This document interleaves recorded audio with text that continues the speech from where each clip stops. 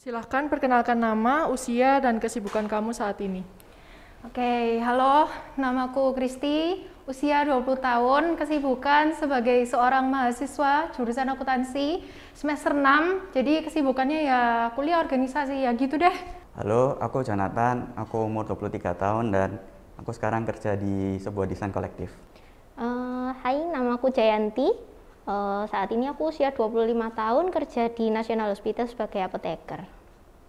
Halo, namaku Alvin, usiaku 30 tahun, saat ini aku bekerja di manajemen gedung. Apakah kamu pernah mendengar istilah tentang QLC? KLC, apa ya? Quarter life crisis kan? Pernah, QLC yang quality control dulu kan?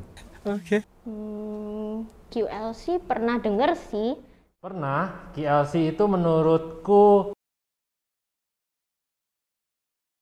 Itu kayak kekhawatiran gitu ya, keraguan di usia yang dibilang muda juga udah ketuaan, dibilang tua juga masih terlalu awal gitu ya. Gak tau deh, itu pokoknya. Yang aku tahu sih QLC itu semacam krisis di tengah-tengah kehidupan ketika kamu mulai berpikir tentang hidupmu gitu. fase di usia 20-an di mana waktu dulu sekolah sama kuliah itu di mananya sudah jelas, tapi pada waktu kerja itu banyak sekali hal yang diekspektasikan itu nggak sesuai sama realitanya gitu. Pernah nggak kamu merasa khawatir tentang masa depanmu? Masa depan? Ya, enggak kayaknya ya. Soalnya bersyukur sama yang dikasih Tuhan sampai saat ini. Tapi pasti pernah. Kalau pernah sih ya pasti pernah ya, cuman ya mau digimanain lagi. Pernah sih pasti. Pernah, karena kan masa depan tuh nggak bisa dikontrol ya. Jadi ya khawatir apakah di masa depan kita bisa membanggakan keluarga atau enggak. Apa sih hal yang kamu khawatirin? Ya itu tadi. Ya khawatirnya itu apakah di masa depan itu aku bisa membiayai keluargaku enggak sih? Mencukupkan kebutuhan mereka atau enggak? Banyak. Masa depan, jodoh, ya macam-macam. Masa depan takut sih kalau ke depan ini yang paling dekat kan skripsi ya. Ini mau skripsi ngapain, mau bahas apa, terus nanti ke depannya mau kerja gimana. Terus ya banyak deh yang dikhawatirin, tapi tetap harus bersyukur. Kalau dipikir-pikir lagi sih sebenarnya sekarang nggak terlalu banyak sih yang dikhawatirin, soalnya kan kerja juga sudah ada dan nggak terlalu mikir yang lain juga. Pernah nggak kamu merasa ragu dengan apa yang kamu capai di umur saat ini? Pastinya sih pernah ya, karena sampai umur segini kayaknya masih banyak gitu yang belum terjawab. Nggak pernah sih, aku mensyukuri aja apa yang aku dapat. Nggak terlalu juga, soalnya kayak untuk sementara yang aku mau capai sudah tercapai semua, jadi kayak baik-baik saja. Ya ada sih pasti, tapi setiap orang kan punya timeline masing-masing ya, jadi Nggak juga sih, soalnya kayak udahlah dijalanin aja. Pernah nggak kamu merasa iri dengan teman yang kayaknya lebih berhasil, tetapi kamu sepertinya tidak ada hasil apa-apa? Enggak dong, harus percaya diri sama dirinya sendiri. Tapi ada sih. Sedikit, kadang-kadang aja sih. nggak juga sih, soalnya kayak ya aku sudah mencapai apa yang aku mau untuk sementara ini, jadi kayak ya kita sama lah kurang lebih. Iriku tuh lebih kepada ini, kalau punya temen yang sudah kaya, orang tuanya ngasih dia bisnis sendiri, sudah bisa kerja di sana dan bisa sama keluarganya, jadi wah enak banget, nggak usah susah-susah. Apa sih yang kamu lakukan untuk mengatasi kekhawatiranmu? Mengatasi kekhawatiran, yang pasti pertama bersyukur. Terus berusaha yang terbaik aja, dijalanin aja, karena setiap pasti sudah direncanakan sama Tuhan, kamu tuh gimana ke depannya. Ya pasrah, mau gimana lagi. Biasanya sih aku lebih ke duduk diam merenung dan berdoa gitu aja sih.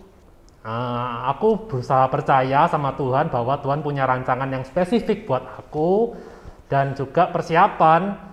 Jadi supaya di masa depan nanti apapun yang aku hadapi, aku bisa menghadapinya dengan baik, lebih siap gitu.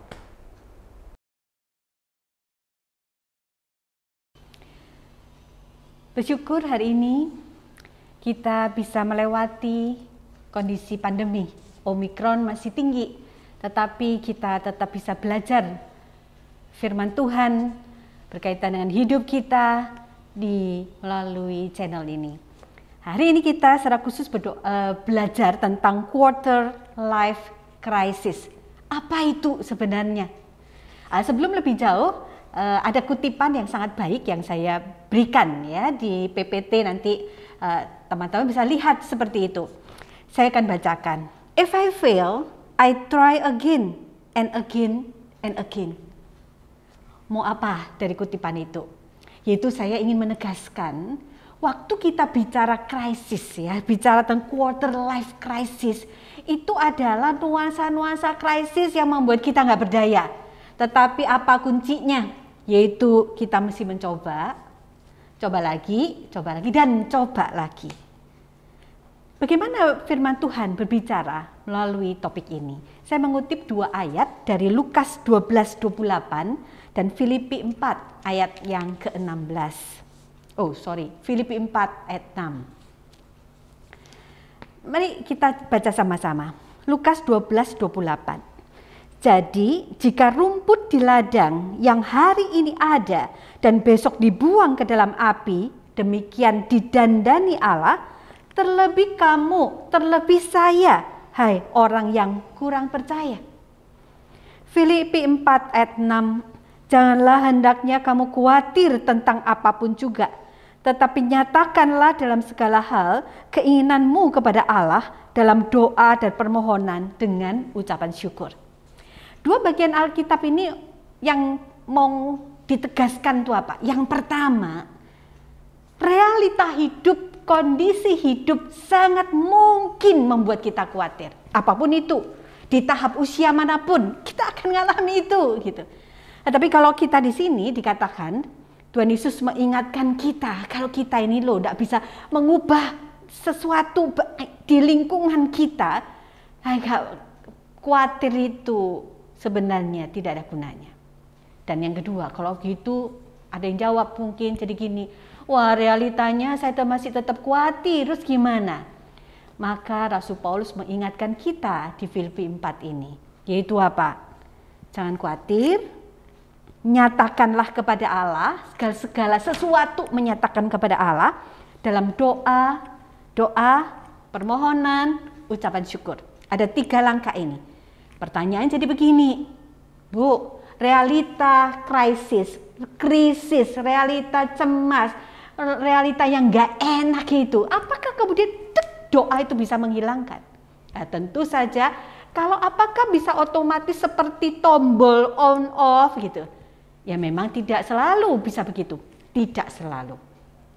Tetapi saya percaya sekali, doa, relasi dengan Tuhan, mendengar Tuhan bicara, ketika kita bicara dan mendengar Tuhan bicara, saya percaya sekali, Tuhan yang hidup, Roh Kudus yang ada dalam diri kita, itu akan bicara, menghibur, menguatkan kita.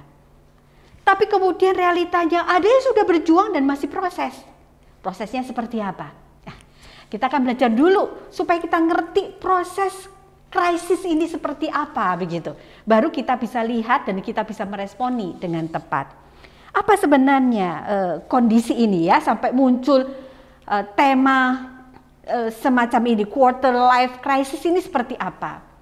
Nah, sebenarnya ini dimulai dengan sebuah pemahaman orang di usia 20 dan awal 30-an itu dianggap memiliki waktu terbaik dalam hidupnya.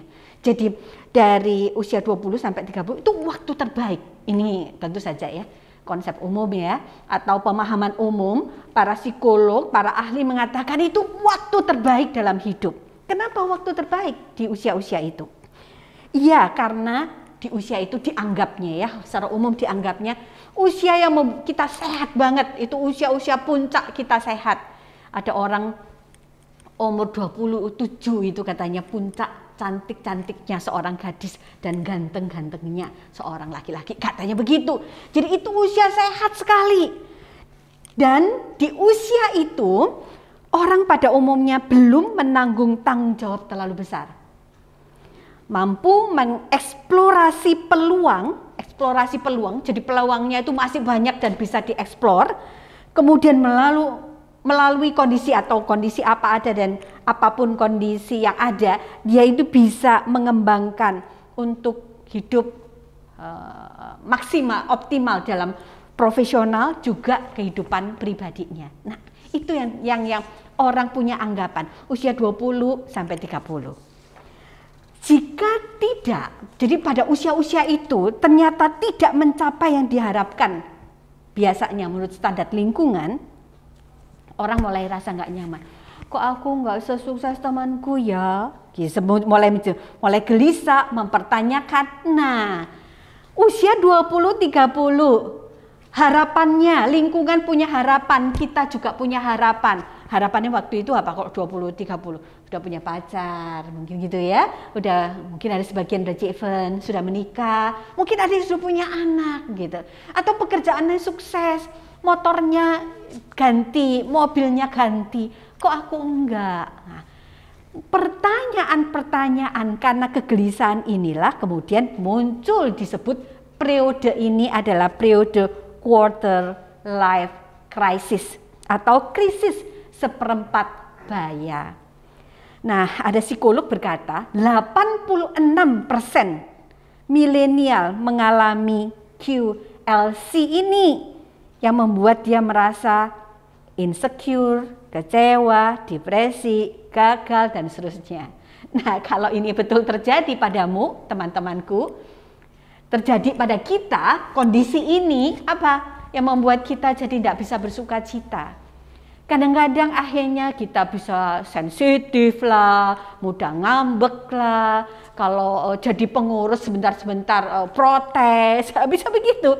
Atau akhirnya juga ada yang meninggalkan gereja kalau merasa gereja tidak bisa memenuhi rasa tadi kekecewaan, tidak bisa terjawab, itu akhirnya meninggalkan. Jadi quarter life crisis ini serius nggak sih dipikirkan? Iya. Sebenarnya kalau mau bicara ya definisinya apa sih? Nah, para ahli itu memberikan definisi dan kita lihat definisi ini. Harap definisi ini akan menolong kita untuk bisa lebih kita itu realize ya, kita nyadari apa yang terjadi pada diriku pada waktu itu. Quarter life crisis adalah episode krisis perkembangan yang terjadi selama masa dewasa awal. Jadi mau menegaskan apa definisi para ahli ini? Yaitu periode krisis perkembangan. Jadi sebenarnya kalau dari definisi ini, krisis ini, karena krisis perkembangan setiap orang yang mengalami perkembangan akan mengalami krisis. Jadi krisis ini bukan sesuatu yang berbahaya. Tetapi kalau krisis ini kemudian kita tidak berespon dengan tepat, apa akibatnya? Woi, rugi diri sendiri lah. Rugi diri sendiri, rugi orang lain. Kenapa? Akhirnya kita tidak bersuka cita. Karena periode ini, individu akan merasa ketidakpastian, kecemasan, mempertanyakan tujuan, rencana, masa depan, kualitas hidup, masalah keuangan, relasi. Jadi pertanyaannya jadinya begitu kompleks, begitu luas, dan akhirnya menjadi apa? Ya jadi susah-susah sendiri lah. Jadi kalau ini yang terjadi, teman-teman, seperti apa kita harus berespon?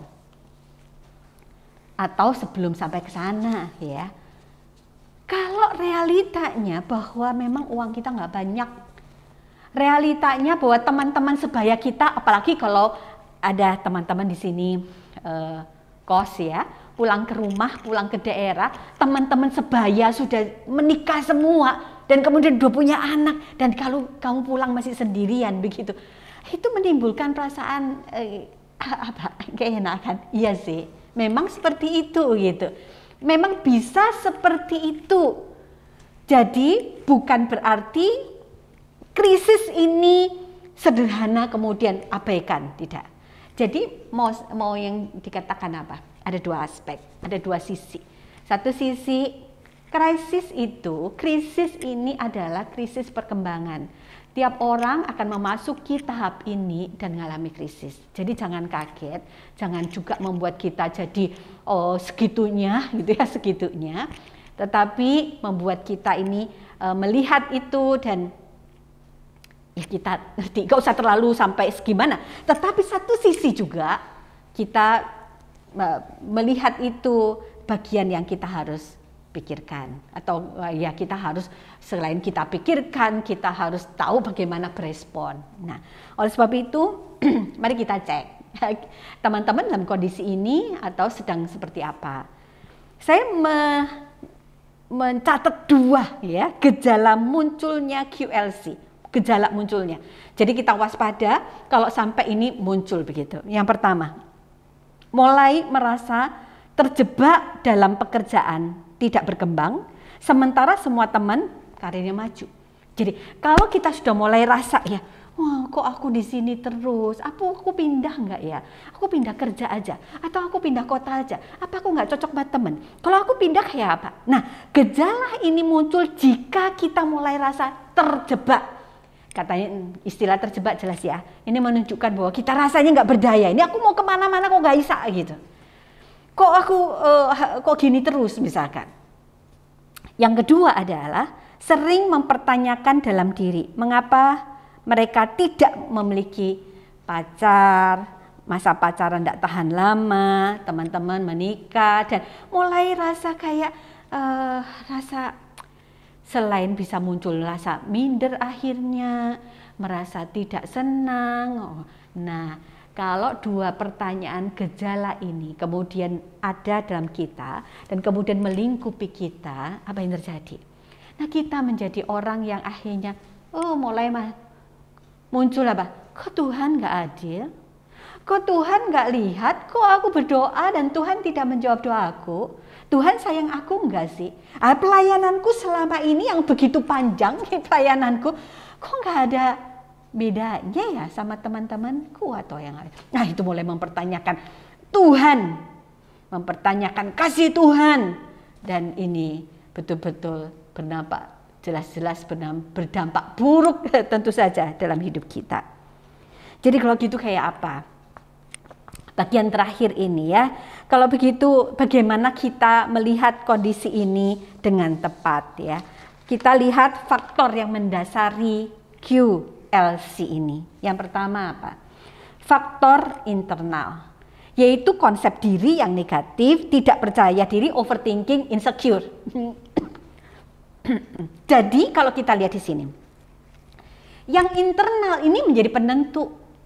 Kalau kita misalkan ekstrim, konsep dirinya sudah negatif, tidak percaya diri, kita cenderung negative thinking, overthinking, dan insecure, maka krisis ini, gejala krisis yang mulai muncul itu justru membuat kita makin terpuruk. Kenapa? Karena sudah duluan berpikir bahwa wah memang aku nggak bisa kok. Emang nggak tahu kenapa nasibku kok buruk sekali. Nggak tahu kenapa Tuhan itu nggak memberi aku berkat-berkat cukup padahal aku berdoa tiap hari. Misalnya. Jadi akhirnya apa? Makin negatif, makin negatif. Ditambah dengan faktor eksternal. Eksternalnya itu apa? Realita memang pekerjaan tidak sesuai harapan, dan yang kedua pengaruh lingkungan, media, ekspektasi, persepsi orang. Jadi kalau 2 ini menyatu, internalnya sudah negatif, eksternalnya itu adalah kita selalu membandingkan, apalagi yang dibandingkan itu adalah selebriti. Wah, saya sangat tidak setuju. Menjadi catatan ya, teman-teman jangan terlalu sering lihat fokus pada kehidupan selebriti, karena nanti terjebak membandingkan ke sana. Padahal lain sekali kehidupan di layar dan realita hidup orang itu beda. Bukan mereka bohong, bukan, tetapi ya seringkali bisa muncul sebagai apa? Ya itu mereka tanda kutip dijual supaya diikuti banyak orang. Jadi ya bisa rekayasa-rekayasa, misalkan kawin, cerai, gampang sekali dapat uang, dapat pekerjaan, dapat istri misalkan. Nah itu bukan sesuatu realita yang sejati sebenarnya. Karena itu tontonan. Mungkin kalau realita itu betul, ya realita betul. Tetapi kita sebagai orang anak-anak Tuhan, mari kita berpikir bahwa Tuhan punya rencana yang khusus buat kita. Itu sebabnya bagaimana mengatasinya. Mengatasinya ada 3, saya sederhanakan jadi 3 saja supaya kita bisa ingat. Yang pertama itu apa? Mengingat dan menulis kembali panggilan dan tujuan hidup yang sudah Tuhan nyatakan buat kita. Mulai mikir lagi ya, balik lagi ke awal, Tuhan mau apa untuk hidup kita. Mungkin waktu kita SMP, SMA, teman-teman ya, awal mahasiswa pada waktu itu belajar Alkitab, Tuhan mau apa? Panggilan Tuhan apa untuk hidupmu? Yang kedua, berdamai dengan diri sendiri, berdamai dengan kondisi, dan mulai prioritas. Kalau perlu, turunkan standar. Seperti apa ini? Memang menjadi, kalau mau dijabarkan menjadi sangat kompleks ini, Mas. Tetapi sederhananya jadi gini. Mari kita membuat standar hidup kita, bukan standar lingkungan, tetapi kembali kepada sebuah realita yang Tuhan mau kasih apa dalam hidup kita. Bagi Tuhan, apa susahnya kita mempertemukan dengan teman hidup? Apa susahnya Tuhan membukakan berkat-Nya dan kita diberkati dengan limpah? Enggak ada. Tetapi kalau Tuhan sedang berproses dalam hidup kita untuk kita tetap bekerja keras untuk menghasilkan uang tertentu, dan kita masih perlu mendoakan banyak teman hidup, saya percaya sekali bahwa itu adalah proses Tuhan yang terbaik untuk kita, karena Tuhan tidak pernah terlambat dan Tuhan tidak pernah salah. Dan yang ketiga, nah ini yang penting, yaitu apa? Mengikuti pelatihan untuk meningkatkan pribadi dan keterampilan yang menunjang. Jadi seringkali yang saya jumpa itu begini, hei teman-teman banyak mengeluh, aduh kok aku susah ya komunikasi ya, kok aku takut ya, kok aku nggak bisa presentasi yang baik ya ke banyak orang ya, kok aku nggak bisa seperti temanku nih, bahasa Inggrisnya bagus sekali. Kenapa ya? Kalau realita kita tidak sesuai dengan kenyataan itu, ya latihan. Ikut latihan, mungkin kita perlu memang spend money, spend time untuk kita belajar betul. Supaya apa? Ya kita bisa menjawab tantangan dunia ini. Sebagai penutup, saya mengutip kutipan yang baik ini. Saya bacakan demikian. God never lead us where He cannot keep us. His grace is always sufficient for us in any and every circumstance of life. Anugerah Tuhan cukup buat kita.